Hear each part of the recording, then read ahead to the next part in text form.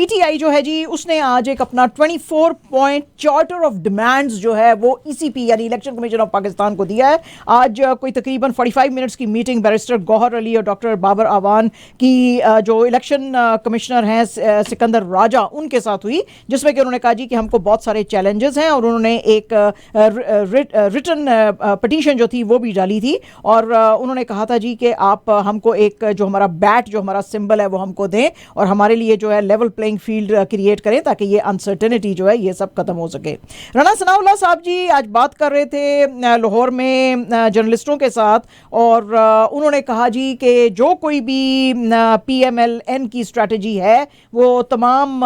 हम लोगों को अपने साथ लेके चलना चाहते हैं और उसके अंदर उसको शामिल करना चाहते हैं। अलबत्ता जो 9th में राइट्स के अंदर लोग शामिल थे उनके साथ हम बात नहीं करेंगे। हाँ, पीटीआई के वो लीडर्स जो कि मे 9 राइट्स के अंदर नहीं शामिल थे उनके साथ भी हम बात कर सकते हैं। जरदारी साहब की कल की स्टेटमेंट के ऊपर बात करते हुए उन्होंने कहा जी कि बिल्कुल ठीक है, अगर वो कहते हैं कि नेक्स्ट प्राइम मिनिस्टर जो है वो लड़काना से आना चाहिए और लाहौर से नहीं आना चाहिए तो लेट पीपल डिसाइड कि वो कहां का जो है प्राइम मिनिस्टर चाहते हैं और ये उनका अपना डिसीजन है और लोग जो है उसी को प्राइम मिनिस्टर बनाएंगे जिसको वो एक्सेप्ट करना चाहते हैं। फॉर्मर स्पाई चीफ जो हैं जनरल लेफ्टिनेंट जनरल रिटायर्ड फैज़ हमीद साहब, उन्होंने बहुत सारे जी गलत एक्शंस लिए इमरान खान के जो बहुत क्लोज एड्स थे उसके खिलाफ। ये इस बात का खुलासा आज किया है इस्तेकाम पाकिस्तान पार्टी के प्रेसिडेंट अलीम खान साहब ने। उन्होंने कहा जी कि ये जो पार्टी अभी फॉर्म हुई थी जून में इस साल, उसमें उसकी एक पब्लिक रैली के साथ वो टेक्सला में एड्रेस उस सिलसिले की पार्टी उस सिलसिले की एक रैली से कर रहे थे और उन्होंने कहा जी कि इमरान खान साहब के ज़माने में मेरी बेटी के खिलाफ जो है वो झूठे केसेस बनाए गए। इसी तरह जो पार्टी का पैट्रन इन चीफ जहांगीर तरीन था उसके खिलाफ भी लगाया गया, लेकिन असल में फ़ायदे जो है उनकी बेगम जो है बुशरा बीबी साहिबा उठा रही थी और उसकी फ्रेंड जो थी फराह गोगी, और असल में तो नया पाकिस्तान वो बना रहे थे, इतना कुछ वो नया हासिल कर रहे थे। उन्होंने कहा जी कि इमरान खान साहब जो कि अपने खुद की बच्ची से सिंसियर नहीं है, वो आपको क्या लगता है कि आप लोगों के साथ लॉयल कैसे हो सकता है। और बुशरा बीवी जो थी वो तो अपने कॉफर्स को फिल कर रही थी और इमरान खान साहब रियासत मदीना की बात कर रहा था जो कि आपको बेवकूफ़ बना रहा था। 1 बिलियन ट्रीज़ के ऊपर उसने कहा जी हाँ जी वो जो 1 बिलियन ट्रीज़ क्या जो वादा किया था लगाने का इमरान खान साहब ने, उसके पत्ते जो हैं वो सारे बकरियां खा गई। और गुलाम सरवर खान साहब का उन्होंने बड़ा शुक्रिया अदा किया कि उन्होंने पीटीआई को छोड़ के इसको आईपीपी को ज्वाइन किया और इसके बाद तरीन साहब ने भी पार्टी से बात की और उन्होंने कहा कि हमारी पार्टी असल में नया पाकिस्तान बनाएगी। Care taker prime minister Anwarul हक काकड़ साहब जो हैं उन्होंने आज वो थे वहाँ पे उज़्बेकिस्तान में और वहाँ पे वो ये जो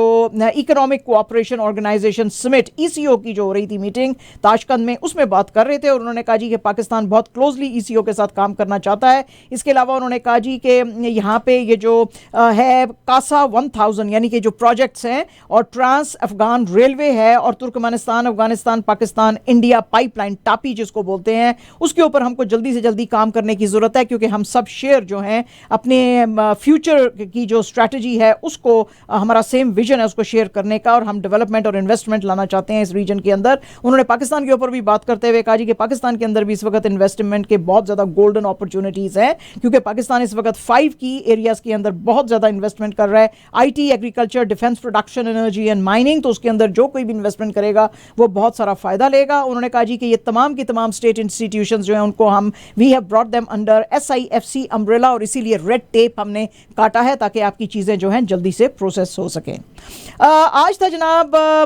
9 नवंबर और 9 नवंबर को होता है अल्लामा इकबाल जो हैं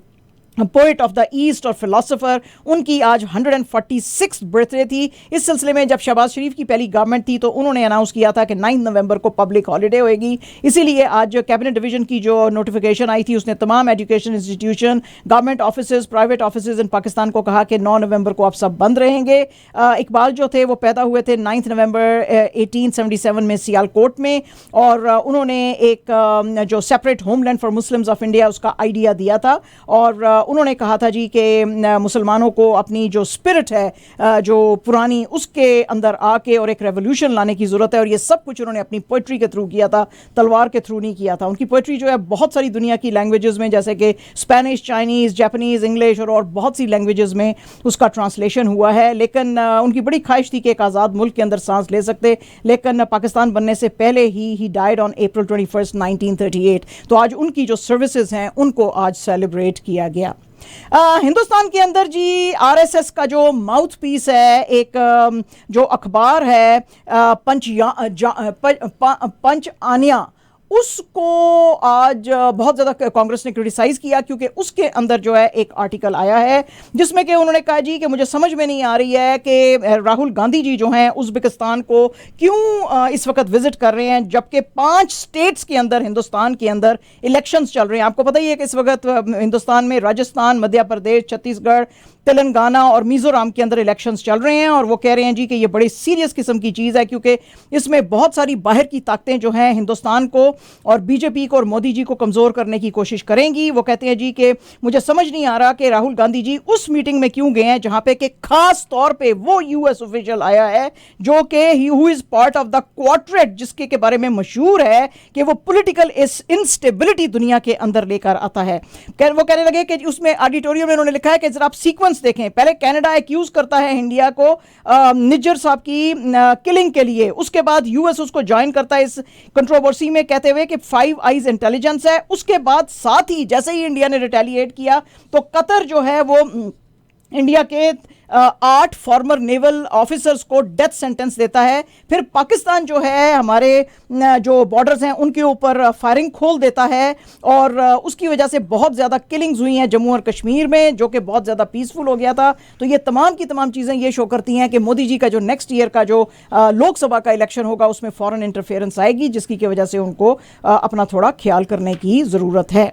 इंडिया के अंदर जनाब कांग्रेस और बीजेपी के अंदर पोस्टर वॉर जो है वो शुरू हो गई है। कांग्रेस ने एक पोस्टर लाया जिसमें कि उन्होंने मोदी जी का नाम लिखते हुए कहा कि ये तो जी जुमला बॉय हैं and he is the biggest liar of all. उसके ऊपर जो है बीजेपी भड़क गई। बीजेपी ने एक लेकर आए वो भी एक पोस्टर, और उन्होंने उसके अंदर जो है राहुल गांधी के नाम के नीचे लिखा रावण। उन्होंने कहा जी कि Congress party production directed by George Soros. अब इसके ऊपर जो है कांग्रेस, तो आपको पता ही है कि रावण जो है उसको तो बड़ा बुरा समझा जाता है, महाभारत का वो बड़ा बैड कैरेक्टर है जो कि जिसने कि राम के साथ लड़ाई की थी और धोखा दिया था, तो सीता जी के साथ बड़ा बुरा किया था। तो अब इसके ऊपर जो है कांग्रेस बड़ा भड़क गई। कांग्रेस के जयराम रमेश ने कहा कि आपने वायलेंस इंसाइट करने की कोशिश की है रावण का नाम लेके, क्योंकि रावण जो है वो ईवल को रिप्रेजेंट करता है, और जिस आदमी के बाप और ग्रैंड मदर ने इतनी बेतहाशा जो है सेक्रीफाइसेस दी हैं और उसके ग्रैंड फादर ने भी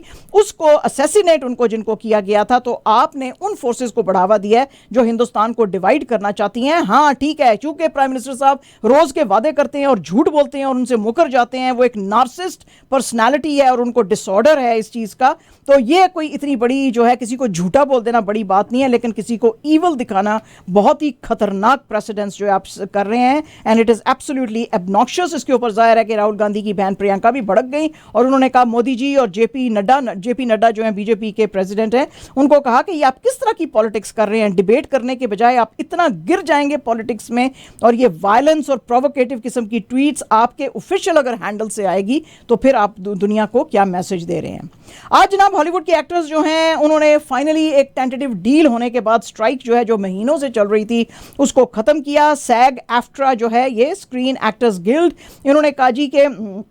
हम आज से अपनी स्ट्राइक जो है उसको ख़त्म कर रहे हैं। ये एक नया 3 ईयर कॉन्ट्रैक्ट जो है which is valued at $1 billion, जिसमें कि कहा गया है कि लोगों की मिनिमम सैलरीज को इंक्रीज़ किया जाए और स्ट्रीमिंग पार्टिसिपेशन दी जाए, वो जो है अब हो गया है, तो इसलिए हम जो है ये ख़त्म कर रहे हैं। प्रभास की फिल्म सालार और शाहरुख खान की दुनकी दोनों ही आने वाली थी दिसंबर 22 को, लेकिन फिर बीच में से र्यूमर्स आ गए थे कि शायद सालार पार्ट 1 सीज फायर, जिसको के बना रहे हैं KGF के बहुत ही महान नायक किस्म के डायरेक्टर प्रशांत नील, उसके बारे में खबर आई थी कि शायद ये अपनी डेट चेंज करके मार्च 2024 में चले जाएंगे, लेकिन आज इंडस्ट्री एक्सपर्ट्स ने कहा ऐसा कुछ भी नहीं है। सालार भी धुनकी के साथ दिसंबर 22 को क्रिसमस से पहले रिलीज होगी। सलमान खान और कैटरीना कैफ की फिल्म आने वाली है जी टाइगर 3 नवंबर 12 को। उस सिलसिले में अब इन्होंने अपनी फिल्म की प्रमोशन शुरू कर दी है और कैटरीना कैफ और सलमान खान ने आज अपने फैंस के साथ मुलाकातें की तो उसमें जो होस्ट थे उन्होंने पूछा, उन्होंने कहा कि आपको पता है आपकी फिल्म का इतना क्रेज़ है कि सबसे पहला शो जो है सुबह 6 बजे से लगना शुरू हो जाएगा। तो उसके ऊपर सलमान हंसे और उन्होंने कहा कि 6 बजे तो ठीक है, लेकिन 7 बजे के बाद ना फ्लाइट पकड़ी जाती है और ना ही फिल्में। यानी उनका बोलने का मतलब ये था कि वो इतनी जल्दी सुबह उठ नहीं सकते हैं भाई, तो जो देखेंगे उनको सलाम है इतनी सुबह उठ के। और जनाब आज था बहुत ही धमाकेखेज किस्म का मैच वर्ल्ड कप का, न्यूजीलैंड और श्रीलंका के खिलाफ, श्रीलंका के बीच में, और जो न्यूजीलैंड है उसने 5 विकेटों से इस मैच को जीता और अब वो तकरीबन जो सेमीफाइनल्स की क्वालिफिकेशन है उसके पास पहुंच गए हैं। 172 रन का टारगेट इनको दिया गया था जो इन्होंने 23.2 ओवर्स में चिन्ना स्वामी स्टेडियम बेंगलुरु के अंदर जो है वो अचीव किया। डेवन कॉनवॉय ने 45 ऑफ 42, रॉचिन रविंद्रा ने 42, केन विलियमसन ने खैर आउट हो गए थे वो 14 पे वो बनाए, लेकिन डैरल मिशेल ने फिर 43 ऑफ 31 बनाए। इसके अलावा ट्रेंट बोल्ट ने 3 विकेटें ली, फर्गसन, स्टेटनर, रविंद्रा ने 2-2 विकेटें ली। तो आज बड़ा ज़बरदस्त इन्होंने मैच जीता। और जनाब absolutely our last news is about New Zealand और पाकिस्तान। न्यूजीलैंड अब तकरीबन चौथी पोजीशन पे पहुंच गया क्योंकि उसके पास पॉइंट्स टेबल पे 10 पॉइंट्स आ गए हैं और उसका नेट रन रेट 0.743 है। पाकिस्तान के पास 8 पॉइंट्स हैं और उसका नेट रन रेट 0.036 है। तो अब सिनेरियो ये बनता है कि अगर वो इंग्लैंड को 300 रन से हराए तो फिर वो न्यूजीलैंड का रन रेट मैच कर सकता है, या इंग्लैंड जो है वो 150 बनाए और पाकिस्तान ये टारगेट 3.4 ओवर्स में चेज करे। इसके अलावा जो हैं जो इंग्लिश कैप्टन हैं जोस बटलर, उनका कहना है कि लेकिन वो पूरा जोर लगाएंगे क्योंकि जो 2025 की चैंपियंस ट्रॉफी आने वाली है उसके अंदर वो अपना 8 स्पॉट जो है वो लेना चाहेंगे ताकि वो 8वीं पोजीशन पे फिनिश होएं और part of the champions trophy रहें। पाकिस्तान का जो मैच अब सैटरडे को नवंबर 11 को ईडन गार्डन्स कोलकाता में होएगा, उसके अंदर और भी ये प्रेडिक्शंस आई हैं कि अगर पाकिस्तान जो है 400 रन बनाए और इंग्लैंड को 112 पे रिस्ट्रिक्ट करे तो वो फिर भी चौथी पोजीशन पे आ सकता है, या वो 350 बनाए और इंग्लैंड को 62 रन पे आउट कर ले, या वो 300 रन बनाए और इंग्लैंड को 13 रन पे आउट कर ले, या वो 450 रन बनाए और इंग्लैंड को 161 रन के अंदर जो है रिस्ट्रिक्ट करे, तो उसकी पोजीशन बन सकती है। ठीक है पायन, ये आज की सारियां स्टोरियां।